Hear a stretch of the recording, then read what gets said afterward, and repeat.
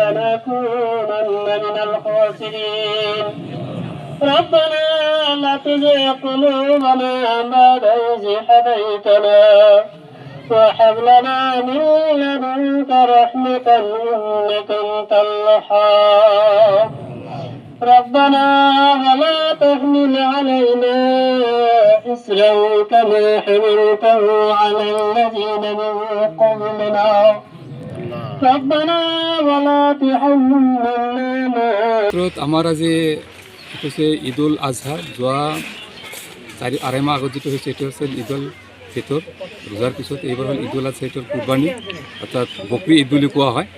গতিকে এই ঈদত আমাৰ বিশেষ কৰি আমাৰ যিবিলাক জন্তু জায়েজ আছে প্ৰথমতে সেইবিলাক আমি আজি কুৰবানী কৰিম। সেই উপলক্ষে আজি অজেব নামাজটো আমি ইতিমধ্যে আদায় কৰিলোঁ। গতিকে এই ক্ষেত্ৰত আমি আন্তৰিকভাৱে ধন্যবাদ জনাইছোঁ যে মাননীয় মুখ্যমন্ত্ৰী ডাঙৰীয়াই যেনেকৈ SOP এটা বনাই দিছে আমাৰ মাজত, গতিকে সেইমতে আমি সকলোকে আহ্বান জনাইছোঁ ইতিমধ্যে। আৰু আজি আমি এই মিডিয়াৰ জৰিয়তে আহ্বান জনাম যাতে মুখ্যমন্ত্ৰী যিটো SOP দিছে আমি কুৰবানীৰ মাঠত কেনেকৈ আমি কুৰবানী দিব লাগিব, কি পৰিৱেশত আমি থাকিব লাগিব, এই সকলোখিনি যাতে সকলোৱে ভালকৈ পালন কৰে তাৰ কাৰণে সকলোকে আহ্বান জনাইছোঁ। ইতিমধ্যে আমি আমাৰ ঈদগাহ ময়দানত আমি এইটো ৰাইজৰ মাজত প্ৰকাশ কৰিছোঁ যে মুখ্যমন্ত্ৰী ডাঙৰীয়াৰ SOPটো আমি ভালকৈ ফলো কৰিব লাগিব, যেহেতু SOPটো যথেষ্ট পৰিমাণে গুৰুত্বপূৰ্ণ কথা তাত সোমাই আছে। আৰু সেইটো যেতিয়া থাকিব তেতিয়া আমাৰ যিটো সাম্প্ৰদায়িক সম্প্ৰীতি এইটো নিশ্চয় অটুট থাকিব, কোনো ধৰণৰ অসুবিধাৰ সৃষ্টি নহ'ব। গতিকে সেই ক্ষেত্ৰত আমি এইবিলাক সকলোকে আহ্বান জনাইছোঁ যাতে আমি মুখ্যমন্ত্ৰী ডাঙৰীয়াৰ SOPটো আমি সকলোৱে ফলো কৰোঁ।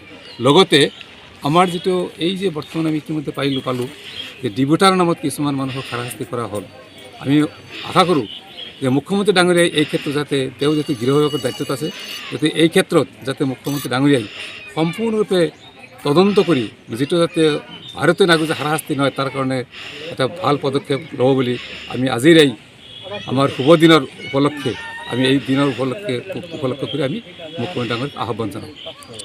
আপুনি এই ক্ষেত্ৰত কি ক'ব? আজি খুব ফৰকাল দিন, কেনেকুৱা পৰিৱেশত ঈদ পালন কৰিলে আৰু যিহেতু কুৰবানীৰ কথা আছে এই ক্ষেত্ৰত কি আহ্বান জনাব? হয়, আজি আমি আমাৰ বৃহত্তৰ নম্বৰপৰা এলেকাৰ লগতে বাংলাপাৰা গাঁৱৰ একাংশ ৰাইজে আমি এই ইমান খৰাং বতৰৰ মাজত আমি উলহ মালহেৰে আমি ঈদুল আজহা পালন কৰিছোঁ। এই ঈদুল আজহাৰ তাৎপৰ্য এইটো যে আমাৰ নবী ইব্ৰাহিম আলাইহিছ সালাম তেখেতে যিটো মানে নিজৰ পুত্ৰৰ ওপৰত কোৰবানী কৰিছিলে, সেই কোৰবানীৰ তেখেতৰ পুত্ৰৰ পৰিৱৰ্তে এটা দুম্বা কোৰবানী হৈ গৈছিলে। এইটোত এটা ডাঙৰ এটা তাৎপৰ্য আছে আৰু সেই তাৎপৰ্যটো আমাৰ এইটো সুন্নতত পৰিণত হয় আৰু সেই সুন্নতটো আদায় কৰাৰ কাৰণে আমাৰ সমগ্ৰ মানে বিশ্বৰ মুছলমানসকলে এই কোৰবানী এইটো আজহাটো পালন কৰে।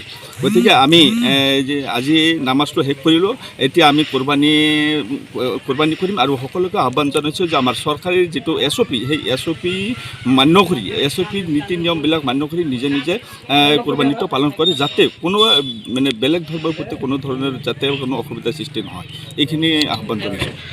আপুনি ইছলামৰ পবিত্ৰ স্থান মক্কা ভ্ৰমণ কৰি আহিছে আৰু আজি পবিত্ৰ ঈদত কি আহ্বান জনাব?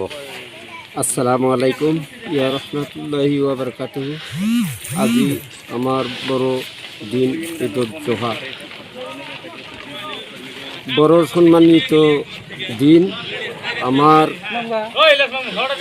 আমার আগে পূর্বে মানে কই গেছে, তে যাই হোক আমি কও যে কুরবানিটা কি বস্তু?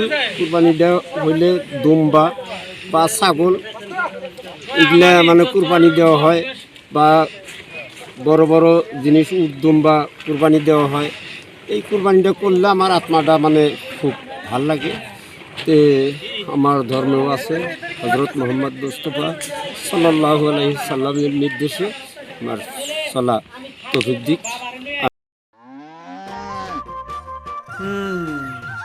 মোৰ লখিমীকেইজনীয়ে ইমান বেছিকৈ গাখীৰ দিয়ে, মনটো একেবাৰে ভাল লাগি যায়।